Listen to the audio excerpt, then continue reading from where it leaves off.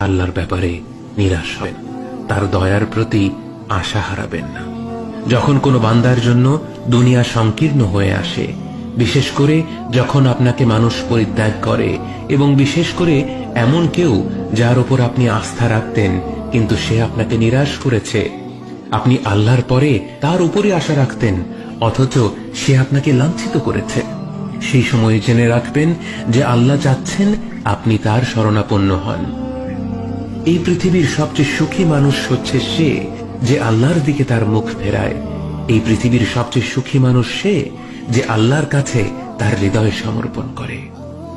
মনে রাখবেন যে আপনার একজন মালিক রয়েছেন যিনি আপনার প্রতি আপনার নিজের নফসের থেকেও দয়াবান, যিনি আপনাকে ভালোবাসেন এবং ভালোবাসেন যে আপনি তার কাছেই আশ্রয়ের জন্য ছুটে যান আর তাকেই আপনার দোয়ায় ডাকেন। জেনে রাখবেন যে একমাত্র আল্লাহর প্রতি দৃঢ় বিশ্বাসী আপনার জীবনের সংকীর্ণতা দূর করে প্রাচুর্য এনে দিতে পারে, অন্ধকার দূর করে আবার আলোকিত করে দিতে পারে। আপনি জেনে রাখবেন যে আল্লাহ আপনার প্রতি আপনার নিজের থেকেও বেশি দয়াবান।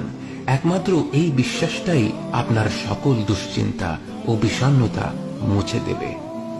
কে আছে এমন যে আল্লাহর দরজায় দাঁড়িয়েছে কিন্তু আল্লাহ তাকে তাড়িয়ে দিয়েছে? তিনি তো সবচাইতে উদার, মহা দয়ালু, মায়ার সাগর।